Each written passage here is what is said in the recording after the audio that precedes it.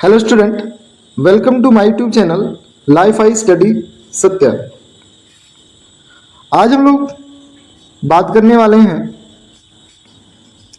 कड़ी के जोड़ और घटाने पर आधारित दो महत्वपूर्ण प्रश्न और फिर कड़ी की संख्याओं के गुणा को समझेंगे। तो सबसे पहला सवाल हमारा आज का क्या है, देखिएगा। कह रहा है क्या, 5 कड़ी में 3 प्लस 2 कड़ी में 27 माइनस 1 बटे कड़ी में 3। अब अगर हमें इन्हें जोड़ना है तो हमने कहा क्या, हम सजाती कड़ी की संख्याओं का जोड़ या घटाव कर सकते हैं। अब देखिए यहाँ पर हमने क्या देखा, ये 5 कड़ी में 3 है, अर्थात यहाँ कड़ी के अंदर क्या है, 3 है। फिर यहाँ क्या है, कड़ी में 27 है, यहाँ 1 बटे कड़ी में 3 है। तो अभी हमें हर जगह सजाती कड़ी की संख्या नहीं मिली। तो ये 5 कड़ी में 3, कड़ी में 3, अब इससे छोटा या बड़ा कुछ हो नहीं सकता है, तो ये से ऐसे रहने देंगे। अब हम लोग देख रहे हैं यहाँ 27 के संदर्भ में, 27 हम जानते हैं एक घन संख्या है, जबकि यहाँ हमें निकालना है क्या, वर्गमूल के संदर्भ में। तो 27 का वर्गमूल निकलेगा नहीं, तो हम 27 का गुणनखंड करेंगे। 27 का गुणनखंड क्या होगा, 9 गुणे 3। तो 27 का गुणनखंड करने पर क्या मिल रहा है कि हम देख रहे हैं एक ऐसी संख्या मिल रही है जो पूर्ण वर्ग है, जिसका वर्गमूल निकल सकता है। ऐसे हम लोग 27 जो कड़ी में इसको सॉल्व करेंगे तो क्या होगा, तो कड़ी में 9 गुणे 3 इसे लिख सकते हैं। अब जब 9 गुणे 3 लिखेंगे तो हम क्या कर सकते हैं, 9 गुणे 3 में हम 9 का वर्गमूल निकाल सकते हैं। 9 का वर्गमूल 3, और जो 3 है उसका वर्गमूल निकलेगा नहीं, क्योंकि वो अपूर्ण वर्ग संख्या है। इसलिए ये क्या हो जाएगा, 3 कड़ी में 3 हो जाएगा। अर्थात हमने क्या किया, कड़ी में 27 को क्या लिख दिया, 3 कड़ी में 3। अब देखिए ये 1 बटा कड़ी में 3 है, तो इसे हम सॉल्व करेंगे। सॉल्व करने का मतलब यहाँ किसके हर का परिमेयीकरण करेंगे। परिमेयीकरण करने के लिए हमने क्या देखा कि हर में एक पद है, तो जब हर में एक ही पद हो तो उसका परिमेयीकरण करने के लिए हम क्या करेंगे, हर से कड़ी समाप्त करने की कोशिश करते हैं। इसके लिए हर में यहाँ पर क्या है, कड़ी में 3 है, तो कड़ी में 3 से अंश और हर में गुणा कर देंगे। तो ऐसे हमने यहाँ पर कड़ी में 3 से अंश और हर में गुणा कर दिया। तो सॉल्व किया, क्या मिला, 5 कड़ी में 3 प्लस 3 दूना 6 कड़ी में 3, और इसे सॉल्व किया तो कड़ी में 3 रकम कड़ी में 3 और कड़ी में 3 का गुणा कड़ी में 3 में हुआ तो 3 हो गया। ऐसे में बात करें हम लोग क्या देख रहे हैं, ये जो 3 पद हमें दिख रहे हैं, तीनों में समान कड़ी की संख्या है। तो जब समान कड़ी की संख्या है तो इन्हें जोड़ या घटा सकते हैं। तो कड़ी में 3 कॉमन लिया तो क्या मिलेगा, 5 प्लस 6 माइनस 1 बटा 3। अब इनको हम जोड़ेंगे और घटाएंगे। 5 और 6 क्या है, पूर्ण संख्या है, तो इनको जोड़ लेते हैं। 6 5 11, दोनों धनात्मक हैं तो जुड़ जाएंगे। 6 5 11 हो गया, माइनस 1 बटा 3 हो गया, और कड़ी में 3 बाहर है। तो 11 में से 1 बटा 3 घटाना है, तो क्या करेंगे, इस 3 का गुणा 11 में, 11 3 33, 33 में से 1 घटा तो 32, 32 बटा 3, और ये कड़ी में 3 है। तो इस प्रकार इसका जो उत्तर आया वो क्या आया, 32 बटा 3 कड़ी में 3, या 32 कड़ी में 3 बटा 3। तो हमने देखा क्या, ये जो कड़ी में 3 है ये कहाँ मानी जाती है, अंश में। आइए अगला प्रश्न देखते हैं। यहाँ हमारा दूसरा प्रश्न है क्या, ये ऐसी कड़ी की संख्या है जो घनमूल पर आधारित है। तो यहाँ क्या है, कड़ी में 2 है और कड़ी की घात 3 है, इसका मतलब 2 के घनमूल की बात कर रहे हैं। अब 2 हम जानते हैं पूर्ण घन संख्या है नहीं, तो 2 का घनमूल निकलेगा नहीं। अब फिर हम लोग बात करते हैं यहाँ क्या, इस 16 के संदर्भ में। 16 भी पूर्ण घन संख्या नहीं है, लेकिन 2 और 16 में अंतर क्या है कि 2 एक अभाज्य संख्या है जिसका अन्य कोई गुणनखंड नहीं होगा, जबकि 16 का गुणनखंड हो सकता है। तो 16 का आगे हम गुणनखंड करेंगे, चेक करेंगे कि क्या 16 के गुणनखंड में कोई ऐसी संख्या मिल रही है जिसका घनमूल निकाला जा सकता है। तो हम जानते हैं 16 का मतलब क्या, 8 गुणे 2। तो 8 गुणे 2 8 का घनमूल निकल जाएगा, क्योंकि 8 एक पूर्ण घन संख्या है। अब ऐसे 54 के संदर्भ में बात करें तो हम लोग क्या देख रहे हैं कि 54 भी क्या है, एक पूर्ण घन संख्या नहीं है, लेकिन क्या इसका गुणनखंड का कोई भी मान पूर्ण घन होगा। तो हम जानते हैं क्या कि 54 को क्या लिख सकते हैं, 54 को 27 गुना 54 लिख सकते हैं, और 27 क्या एक पूर्ण घन संख्या है। तो इसी को हमने क्या दिखा, यहाँ इस रूप में लिख दिया गया। अब फिर हम लोग क्या देख रहे हैं यहाँ, ये 2 का घनमूल प्लस अब 8 का घनमूल निकल गया, कितना होगा, 8 का घनमूल 2 होगा, सॉरी यहाँ कितना आएगा 2। तो 2 फिर ये 2 का घनमूल निकलेगा नहीं, तो ये 2 कड़ी में 2 और कड़ी की घाते 3। तो यहाँ क्या होगा, ये ध्यान रखना है कि ये 3 नहीं है, ये 2 रहेगा। -3 कैसे आया ये, तो 27 का घनमूल निकल जाएगा तो 3 हो गया, और ये 2 का घनमूल निकलेगा नहीं, तो 2 कड़ी में है और कड़ी के घाते 3 हो गए। अब देखिए, तो 2 का घनमूल अर्थात कड़ी में 2 और कड़ी के घाते 3 तीनों पदों में है, तो इसे कॉमन ले लेते हैं, तो क्या हो जाएगा ऐसे में। तो 2 कड़ी में तो जो 2 का घनमूल है वो कड़ी से बाहर कर लेते हैं। तो ऐसे हमने क्या देखा यहाँ, तो यहाँ सब बाहर निकालेंगे तो यहाँ 1 मिलेगा, यहाँ इसको बाहर निकालेंगे तो क्या मिलेगा, क्योंकि यहाँ 2 था तो हमें यहाँ 2 मिल गया। फिर यहाँ क्या मिला, 3 मिला। तो ये 1 और ये +2 दोनों समान चिन्ह वाले हैं, प्लस में हैं, तो दोनों जुड़ जाएंगे, 2 1 3 फिर -3। अब ऐसे में क्या हो जाएगा, 3 में से 3 गया 0, 0 गुणे 2 का घनमूल, तो क्या होगा, 0 का गुणा किसी भी संख्या में जब हम करेंगे तो क्या होगा, 0 ही आएगा। देखिए यहाँ पर हमने देखा क्या कि हम लोग बात कर रहे हैं क्या, कड़ी का गुणा। तो कड़ी के गुणा में हमें ध्यान देने वाली बात क्या है, कड़ी की घात समान होना चाहिए, कड़ी की घात समान होना चाहिए। ये देखिए कड़ी में 3 है तो कड़ी की घात कुछ नहीं दिख रहा है, इसका मतलब यहाँ क्या है 2 है। यहाँ कड़ी में 5 है, कड़ी के घाते कुछ नहीं दिख रहा है, तो इसका मतलब 2 है। तो अब देखिए जब इनका गुणा करेंगे तो क्या होगा, कड़ी के अंदर की संख्याओं का आपस में गुणा होगा। तो 3 का गुणा 5 में हुआ तो 3 5 15 होगा। अब अगर कड़ी की घात समान नहीं है तो कड़ी की घात समान पहले करना पड़ेगा, तभी हम कड़ी के अंदर की संख्याओं का गुणा कर पाएंगे, अन्यथा नहीं कर पाएंगे।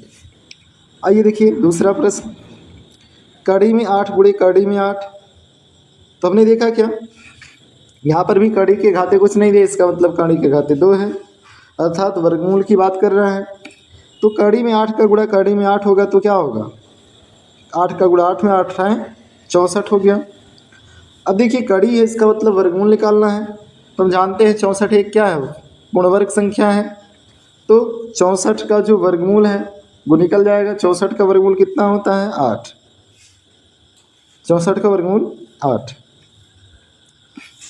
तो इस प्रकार हम लोग यहाँ और भी समझ सकते हैं क्या, यदि कड़ी की घाते 2 है तो कड़ी की घात वाली कड़ी की घात 2 वाली समान संख्या का आपस में अगर गुणा हो जाएगा तो कड़ी हट जाएगी। जैसे कड़ी में 8 गुणे कड़ी में 8 हुआ, फिर ऐसे कड़ी में 5 गुणे कड़ी में 5 हुआ, तो क्या होगा 5 होगा।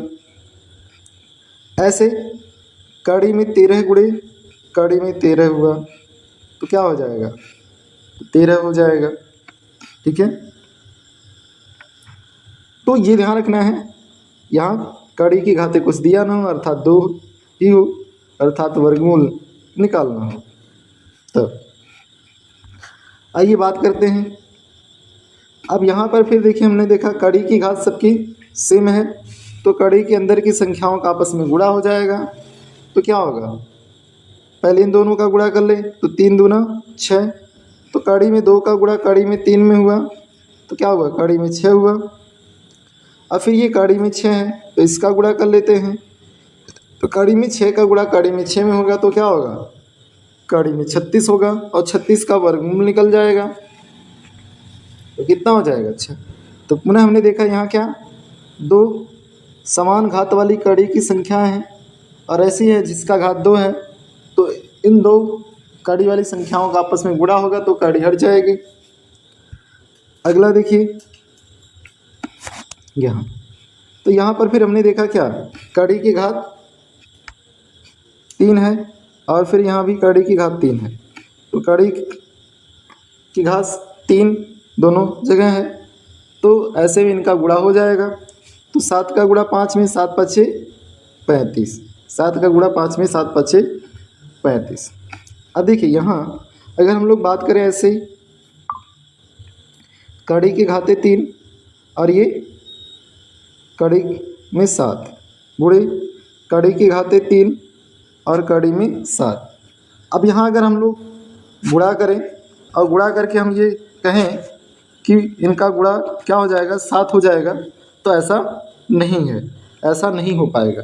अर्थात कड़ी के घाते 3 और कड़ी में 7, या कड़ी में 7 कड़ी के घाते 3, इन दोनों का आपस में अगर गुणा होगा तो 7 नहीं हो पाएगा, क्योंकि हम जानते हैं क्या होगा, कड़ी के घाते 3 और कड़ी में 7 गुणे कड़ी के घाते 3 और कड़ी में 7, इनका गुणा करेंगे तो क्या होगा 7 सते 49 ही होगा।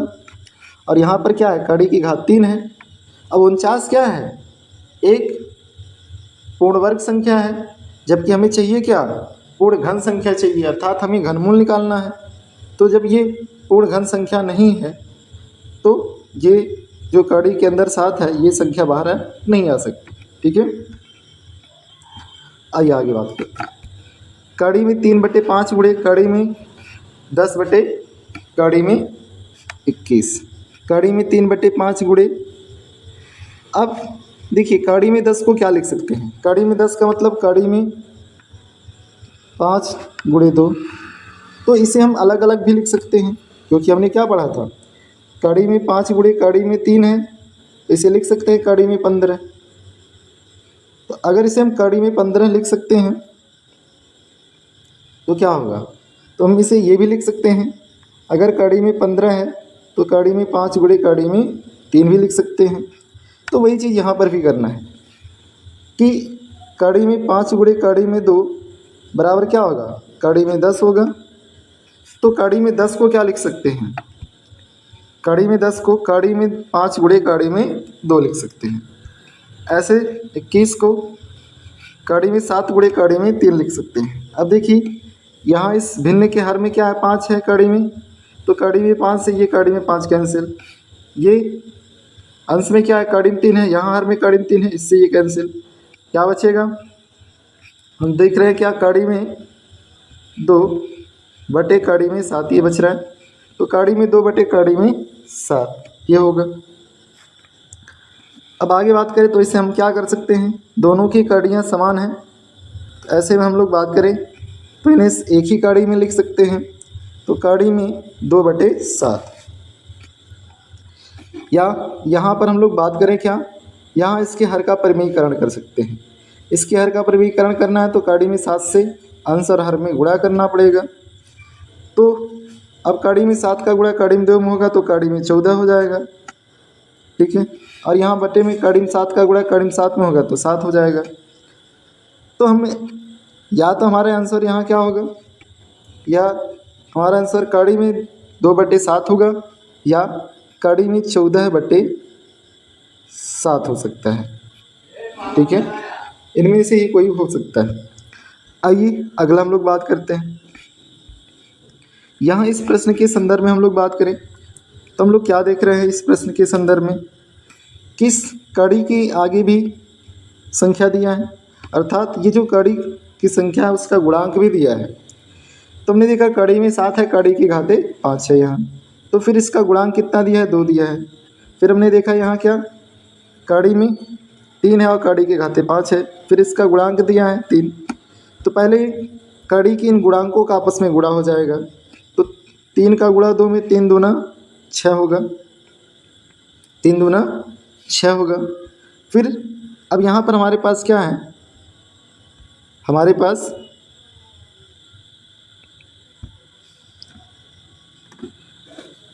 ऐसी 2 कड़ी वाली संख्याएं जिनके घात समान है, तो इनका आपस में गुणा हो जाएगा इनके अंदर की संख्याओं का। तो 7 का गुणा 3 में हुआ तो क्या होगा, 7 त्रिक 21। अब जो कड़ी की घात है वो लग जाएगी, तो इसका जो उत्तर आया वो क्या आया, 6।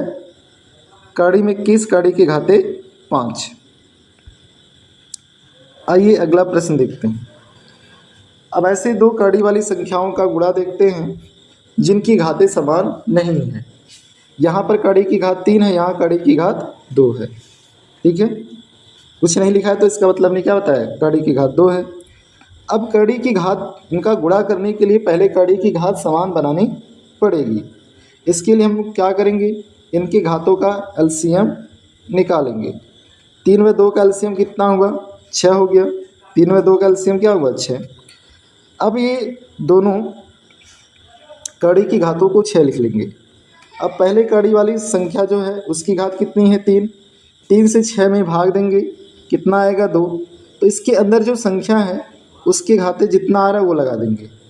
फिर यही कार्य दूसरे से करेंगे। एलसीएम कितना है, 6। इस 6 में दूसरे कड़ी की जो घात है उससे भाग देंगे, तो 2 से 6 में भाग देंगे, कितना आएगा, 3। ये जो 3 आ रहा है इसको कड़ी के घात के रूप में लगाएंगे। तो 2 से 6 में जो भाग देने पा रहा है 3, इस 3 को कड़ी के अंदर जो संख्या है उसके घात के रूप में लिख देंगे। अब देखिए, तो हमने देखा ऐसे में क्या हुआ, कड़ी के अंदर 7 के पावर 2 और कड़ी के घात 6, फिर कड़ी के अंदर 3 के पावर 3 और कड़ी की घात 6। तो कड़ी के अंदर की संख्या को सॉल्व करते हैं तो 7 का वर्ग कितना हुआ, 49। तो 49 कड़ी के घाते 6। फिर 3 का क्यूब कितना हुआ, 27। फिर कड़ी की घाते कितना, 6। अब देखिए दोनों कड़ी की घातें क्या हो गई, समान हो गई, तो कड़ी के अंदर की संख्या का आपस में गुणा हो जाएगा। तो 49 का गुणा 27 में हो जाएगा। तो 49 का गुणा 27 में जब हम करेंगे तो क्या होगा, 1323 आएगा। और कड़ी की घात कितना है, 6, तो वो लगा देंगे। Thank you, all the best. Please like share subscribe my YouTube channel and comment. जैसा आपको लग रहा है वैसा हमें बताते रहें, जो हमारे लायक होगा उसको हम सुधार करेंगे। ठीक है, थैंक यू।